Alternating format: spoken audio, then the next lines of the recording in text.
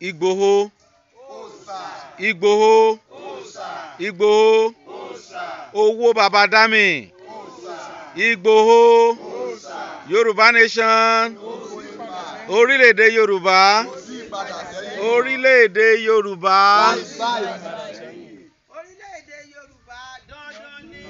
orílẹ̀-èdè Yorùbá, orílẹ̀-èdè Yorùbá. Àwa tí a wà ní ojú amóhùnmáwòrán wa yìí, à ń ṣe ayẹyẹ fún bàbá wa Sunday Adeyemo Igboho.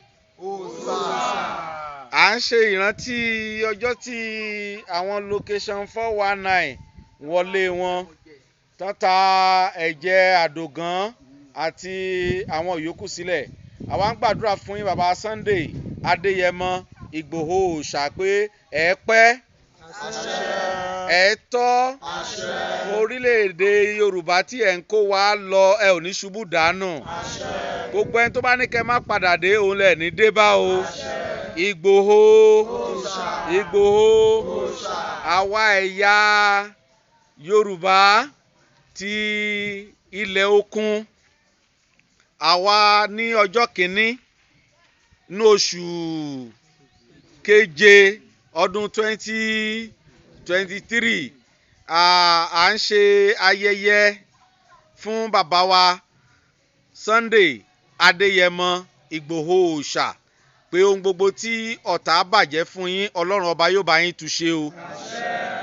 À ń fi àsìkò yìí kí yín àti àwọn ìdílé àwọn tó ṣaláìsí nílé yín ní àyájọ́ ọjọ́ títòní bí ọdún kejì sẹ́yìn.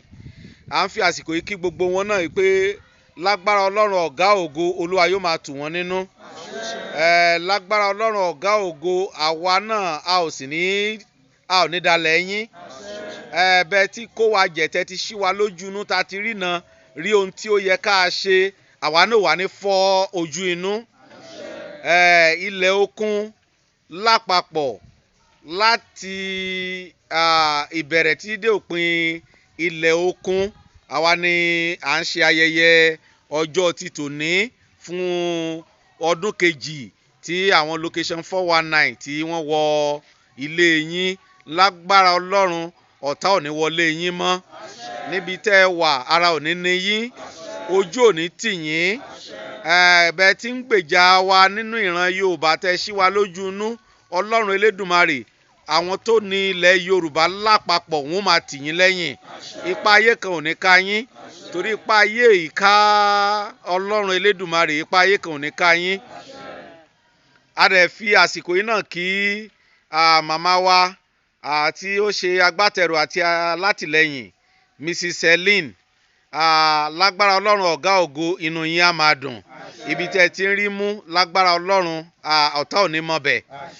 Bákan náà kí gbogbo àwọn màmá wa tó wà níbí àti àwọn bàbá wa.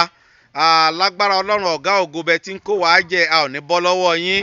Àti àwọn ìránṣẹ́ Ọlọ́run kọ̀ọ̀kan tó wà ní àárín wa lónìí láti wá bá a ṣe ayẹyẹ ti ọjọ́ títí òní tá à ń ṣe ìrántí bàbá wa Adeyemo Igboho.